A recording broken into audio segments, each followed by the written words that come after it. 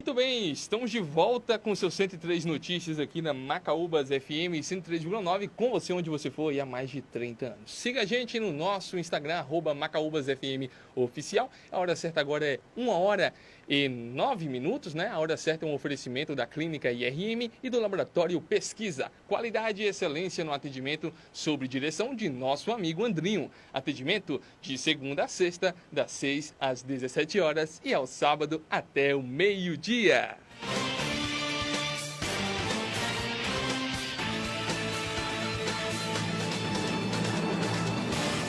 Você estava acompanhando a gente, tivemos uma entrevista, né, o almoço de negócios, juntamente aí com a Janaína e a Alessandra, a galera da CIMAC. Agora, um assunto bem importante, estamos aqui, já está aqui no estúdio, né, as meninas aí do Costa, Pires e Galdino Advocacia. A gente vai tratar do tema aqui, apreensão de CNH por dívida. Entenda que casos isso pode ocorrer. As três já estão aqui, quero desde já aí, né, deixar uma boa tarde para todas vocês. Seja bem-vindo aos estúdios da Macaúbas FM. Fiamma. Boa tarde, Felipe Francisco. Boa tarde também para Maria Alice. Boa tarde. E boa tarde também para Camila. Boa tarde, Felipe. Boa tarde, Ana. Boa tarde, ouvinte da 103 FM. Seja bem-vindos, viu? Fique à vontade. A gente vai tratar de um assunto bem bacana, né, não, Ana? É isso mesmo, Felipe. Boa tarde, meninas. E olha só, recentemente uma decisão do Supremo Tribunal Federal chamou a atenção à população e causou muita dúvida. O STF entendeu que é constitucional o dispositivo do Código de Processo Civil, o que autoriza o juiz a determinar medidas coercitivas necessárias para assegurar o cumprimento de ordem judicial proveniente de uma dívida, como a apreensão da Carteira Nacional de Habilitação, a CNH, e de passaporte, a suspensão do direito de dirigir e a proibição de participação em concurso e licitação pública. Isso mesmo, e para esclarecer, para a gente tirar dúvidas e bater um papo bem bacana, está aqui presente a doutora Maria Alice, da OAB 74, OAB-BA 74.926, a doutora Fiamma Pires, da OAB-BA traço 64.915, também a doutora Camila Galdino, da OAB-BA, aí 65.302. Doutoras, boa tarde, sejam bem-vindos ao 103 Notícias. Antes da gente falar sobre o entendimento do Supremo Tribunal Federal, explique para a gente e para os ouvintes também a diferença entre o direito de dirigir e CNH, né, que é a Carteira Nacional aí de Habilitação. Bom, o direito de dirigir, ele surge aos 18 anos, junto com a maioridade. Mas ele, por si só, não garante que você possa dirigir. A gente precisa que o Estado nos dê uma licença, autorizando, né? Essa licença é a CNH. Até porque aqui no Brasil, se a gente for pego dirigindo sem a CNH, a gente vai ter uma sanção, que é o pagamento da multa gravíssima multiplicada por 3. Então, passado toda essa etapa avaliativa do processo, né, de retirada da CNH, pronto, você pode usufruir do seu direito de ir e vir dirigindo um veículo. É como se o direito estivesse ali, ele existe, mas o que te dá poder de usar esse direito é a CNH. Sim, certo. Ana? Deixa eu te falar. Em quais tipos de dívidas poderá acontecer a apreensão da CNH? Bom, como envolve um direito constitucional, essa medida ela deve ser uma medida excepcional. Porque a apreensão da CNH ela só deve ocorrer em casos extremos. Esses casos extremos não quer dizer que, digamos que a doutora Fiamma, ela tem uma dívida com o senhor João e ela vai ter a CNH apreendida de logo. Não é assim que funciona. São naquelas situações em que a apreensão da CNH, no caso, o direito de dirigir da pessoa, ele vem a ser cerceado para forçar o devedor a adimplir com aquela obrigação, com aquela decisão, para que aquela decisão do juiz, ela produza efeito. Porque não adianta nada o juiz sentenciar falando que a pessoa é obrigada a fazer tal coisa ou obrigada a pagar tal coisa, se a decisão não produzir o efeito jurídico esperado, né? E aí, assim, o que é que acontece? Como eu já disse, não é uma decisão, não será corriqueiras as apreensões da CNH.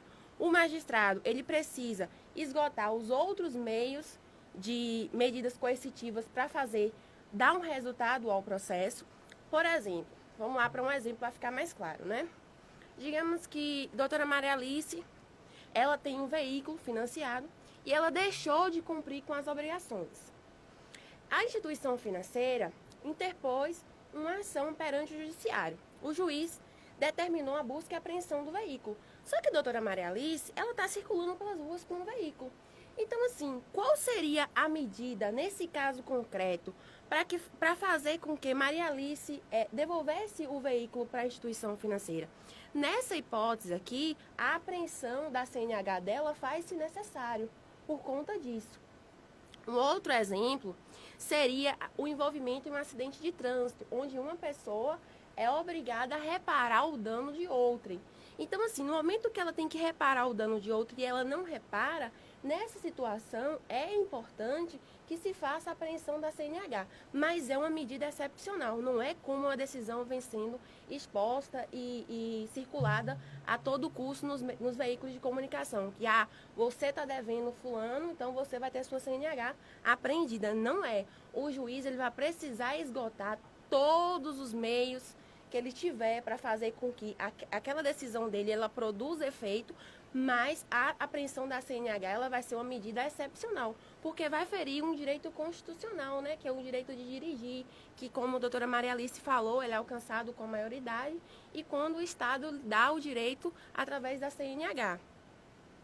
Sim. Em relação a como essa pode acontecer a apreensão da CNH? Então, para garantir, para assegurar, né, que essa ordem judicial ela seja cumprida nessas ações que tem como objetivo uma prestação pecuniária, o juiz ele vai expedir o mandado de apreensão. E aí, se ele julgar necessário, ele pode se utilizar até de força policial, mas assim, sempre contando com a fiscalização pública. Então, o agente de trânsito público, quando se deparar com o cidadão que esteja nesse caso de suspensão, ele vai apreender essa CNH, vai encaminhar para o Poder Judiciário e lá vai ser apensado ao processo. Certo. Eu vou perguntar agora para a Fiamma. Fiamma, qualquer dívida do cidadão pode levar à apreensão da CNH? Então, recentemente, uma decisão do Supremo Tribunal Federal, como bem foi colocado por Ana Clara, chamou a atenção da população e gerou muitas dúvidas. E uma dessas dúvidas é justamente isso.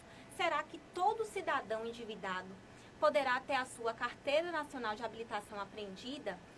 Pois bem, a gente tem que partir do princípio o seguinte: no plenário do STF foi analisada uma ação que foi dada pelo Partido dos Trabalhadores, que contestava justamente contra essas medidas coercitivas aplicadas aos endividados.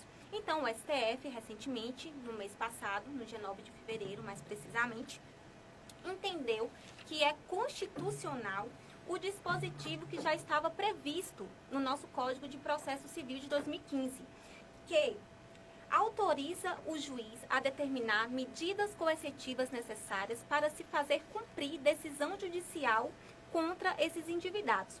E quais medidas coercitivas seriam essas?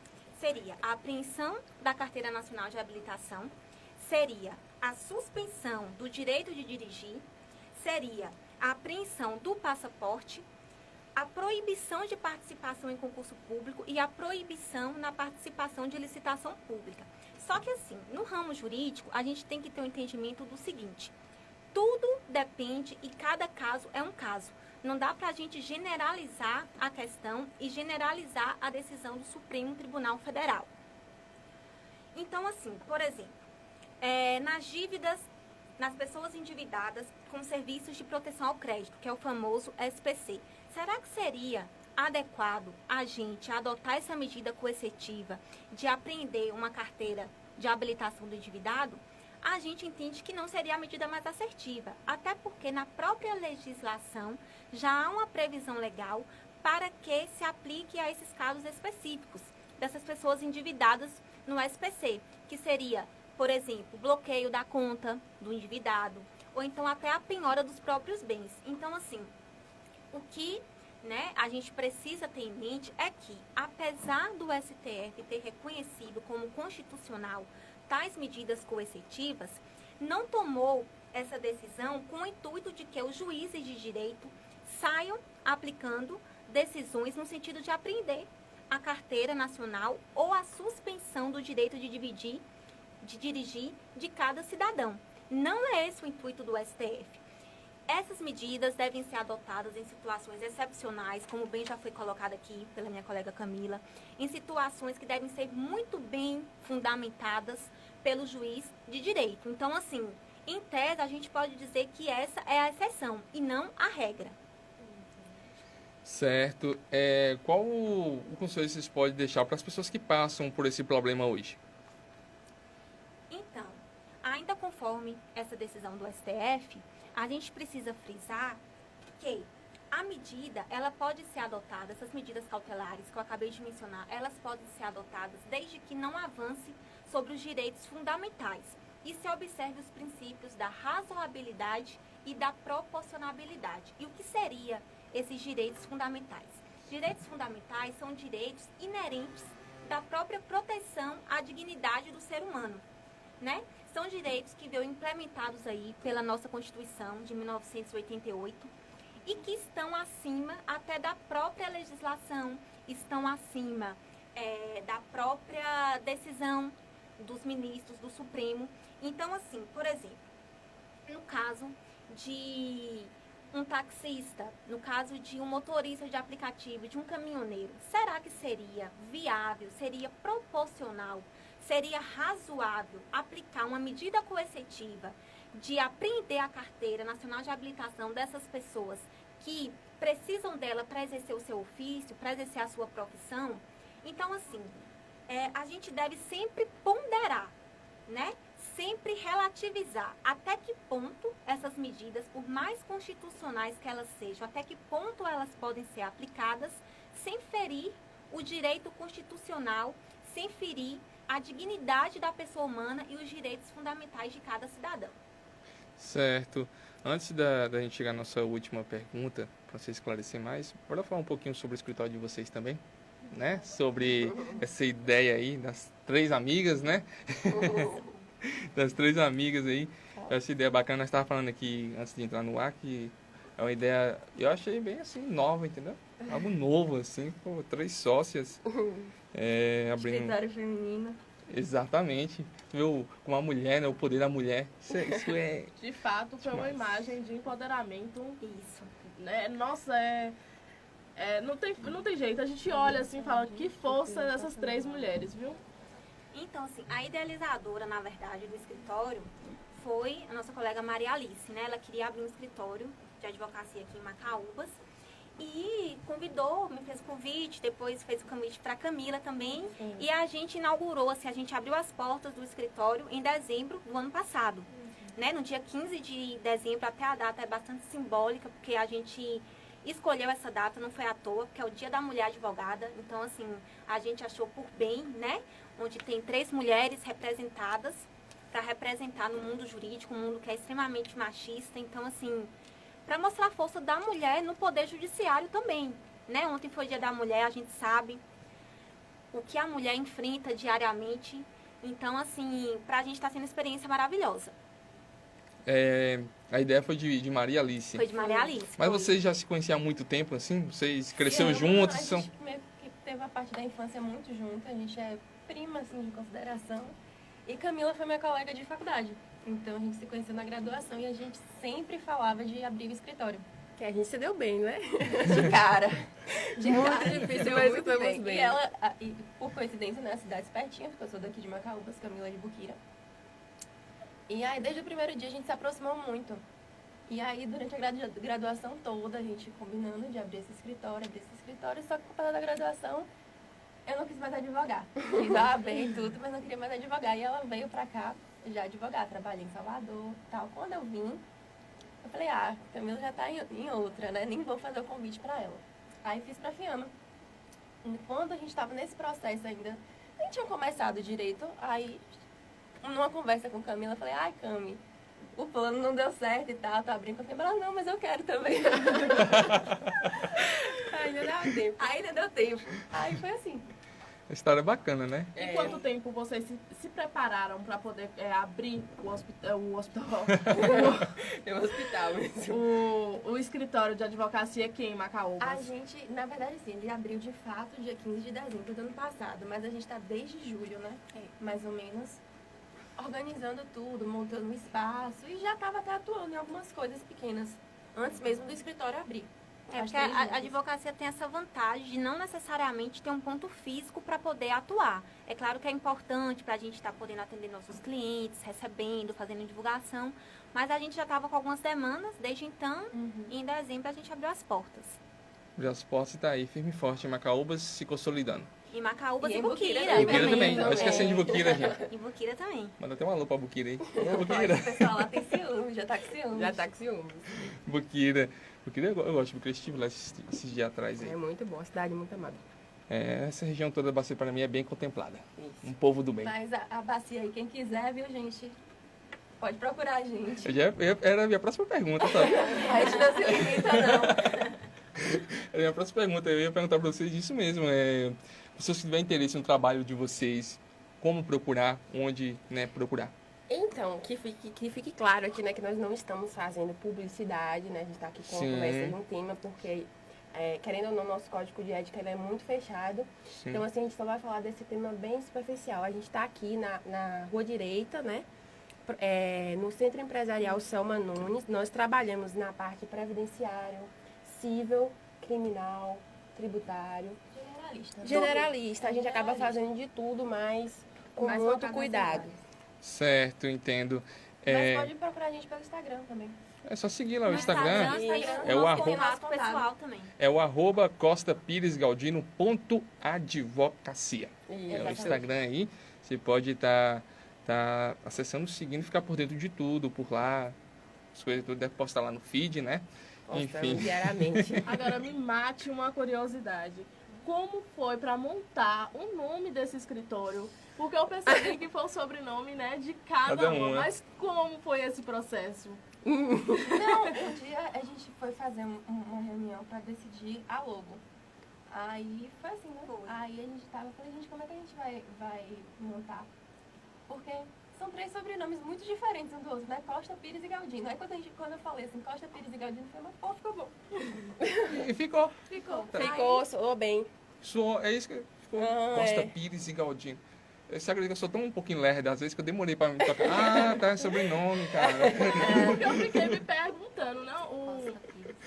O nome da Fiamma é bem diferente, assim. Se ama, Aí bem eu diferente. fui analisar, né, esse contexto. Eu falei, nossa, que nome de escritório diferente. Só que depois, quando eu olhei o sobrenome, eu percebi que era o sobrenome de cada uma. Eu falei, nossa, que criatividade, viu? Eu vi descobrir Ficou muito ontem. bom. Eu descobri ontem, acho que foi com a Fiamma Terralinha na pauta lá. Aí ela me mandou pra mim a pauta que eu tinha aqui. Aí eu falei, peraí. Ah, tá. Costa, Pires e Galdino. Ah, entendi. Agora eu já E sei o porquê. disso. Definitivamente. Ontem eu falei aqui no ar, sem o toque feminino, nada fica completo. O trabalho de 3 mulheres é espetacular, não tem por onde. Parabéns, meninas. Muito Obrigada. Vocês, que Deus abençoe a carreira de vocês. Adorei conhecer vocês.